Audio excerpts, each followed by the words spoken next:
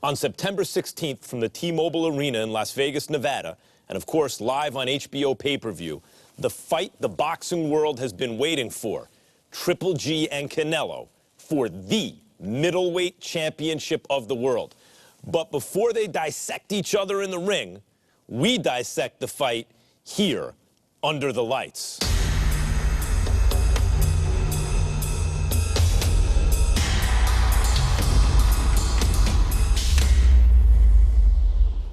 Canelo, welcome. Thank you for joining us.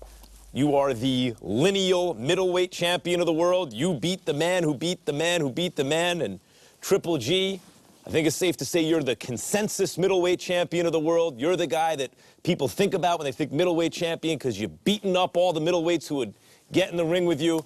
And, of course, here we have the great Roy Jones Jr., the best I've ever seen do it with my own eyes, to play referee and keep everybody honest. Gotcha. Let's start with you, Canelo. Why do you think there's been more anticipation for this fight than any fight since Mayweather and Pacquiao? Why do you think that is? Creo que por el estilo de los dos peleadores, por noqueadores, somos dos peleadores que les gusta pelear, que les gusta estar en la pelea, y creo que eso para la gente lo que quiere ver es guerra arriba del cuadrilátero, y creo que esta pelea es garantía de eso. When he says because of the styles, do you agree with that? 100%, Maxim. 100% style, and last couple of years, we're both destroyed anybody, you know, anyone. You like to come at your opponents. You like to go get them. Oh, yeah. And it seems to me that you're most comfortable when your opponent is coming to you when you don't have to look for him, because you're a natural counterpuncher. Even though you're aggressive, you slip punches very well and counter very sharp. So your strengths play into each other. Roy, do you think their strengths play into each other? I think their strengths are playing into each other is what makes the fight so intriguing, because he's a hell of a counterpuncher. Right.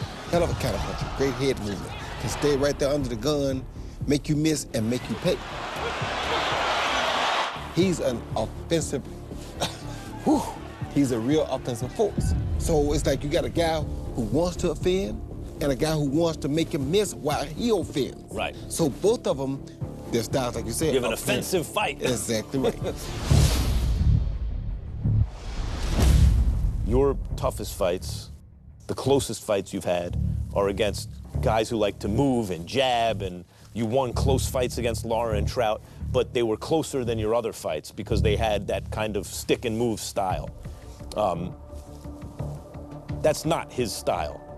So do you anticipate having a target there for your counters? In other words, an opponent who's going to present you with an opportunity to show what you can do offensively?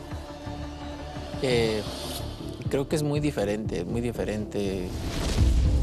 Aquí estamos hablando de totalmente un estilo diferente, no un estilo agresivo. Él es un peleador peligroso, es un peleador peligroso porque en cualquier segundo de los 12 asaltos puede cambiar la pelea con un solo golpe. Entonces, nosotros sabemos que esta pelea es la pelea más peligrosa de nuestra carrera. The most difficult. So you fought Floyd Mayweather, Lara, Trout, a lot of fighters, but this is the most dangerous and difficult fight. Esta es la pelea más peligrosa de mi carrera. What about you, Gennady? You just fought Daniel Jacobs, who's a very big middleweight, and he gave you a very close fight for the first time in your professional career.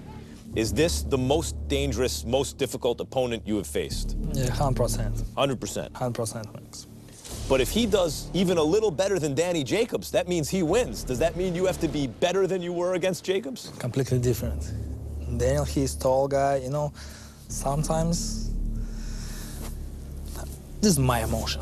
You know, I don't have emotion to Daniel Jacobs. Right now, I'm very excited for this fight, for Canelo. You know, I don't feel this, you know, with Daniel. Daniel, he's champion, he's very good fighter, he's a great guy, you know. Excuse me, just right now I feel different emotion. Right now it's my biggest fight. It's coming. This is a fight that has been building for 2 or 3 years. There's a difference. It's like, you know how you always ask guys, who is the guy you look down the road and see? When you tell them, you say game, recognize game, who you see that's gonna make you have to up your game? He saw him. He saw him. These are the two guys that saw one another making each other up their game. So now you can't classify them with the people they fought before, because when he fought Mayweather, he was younger. He wasn't ready to really take that stage yet. Now he's back as a man, as a boss, as a real killer. And he has another man who's a boss and a real killer. So what we saw against Danny Jacobs, what we saw against Austin Trout, what we saw against all those other fighters, throw those guys out the window. Canelo, here's an example of you countering off the ropes. Do you plan to go to the ropes against Triple G and counter like this? Mira, yo creo que el rival te da la pauta para hacer cosas, ¿no? No todos los rivales les puedes hacer lo mismo. El rival te da la pauta para saber qué hacerle. A unos mi rival me va a dar la pauta para saber qué hacer arriba del cuadrilátero, para saber dónde... Gennady, he totally outboxed Chavez. Yes. And even though Canelo's very effective countering on the ropes, and here Chavez is having some success, but Canelo's counter punches convinced him to move away. Mm-hmm. If you get Canelo on the ropes, do you want to keep him there to do your work? Or is he dangerous with his back on the ropes? No, it's completely different.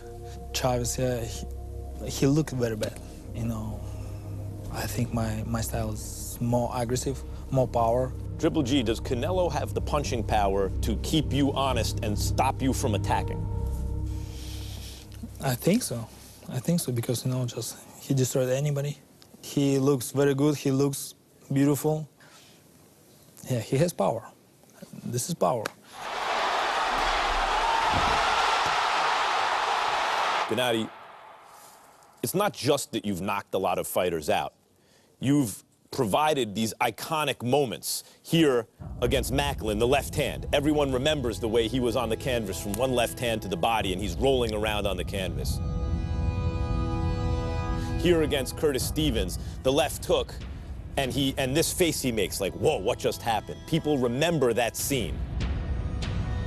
Daniel Geale hits you with a right hand, and as you're rocking back, you still come forward with your own right hand and knock him out. People remember that. That's like in boxing history, people remember Rubio, you hit him on the top of the skull, and it was like there was a ripple on the top of his head before he went down. So these moments that you've created, people talk about your punching power, but it's not just punching power. You have to get the shot in. The punching power is no good if you don't have the skill to land the shot. What skill do you need to bring to land those kind of punches against Canelo? Wow, it's a good question, Max.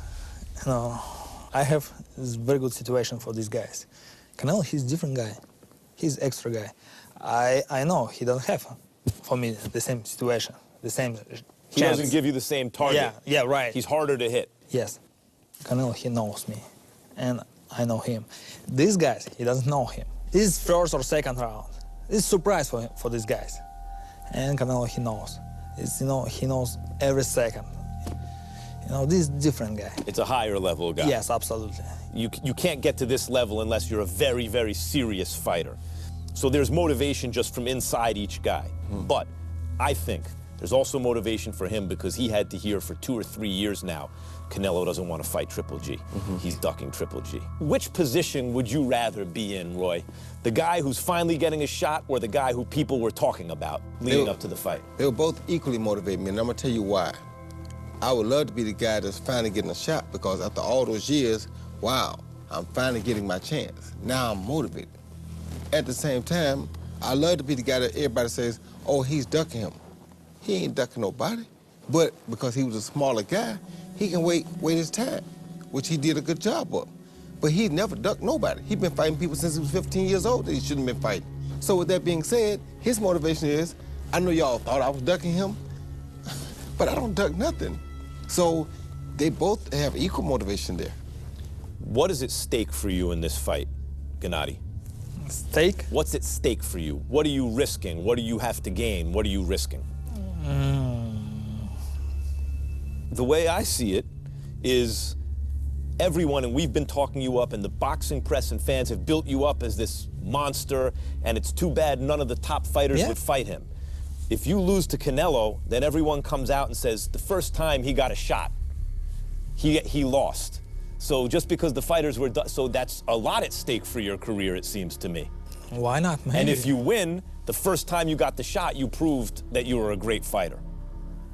Do you think of it in those terms? Yeah, you're right, Max. You're right. It's true. If Canelo beat me, you know, believe me, he stayed champions long time.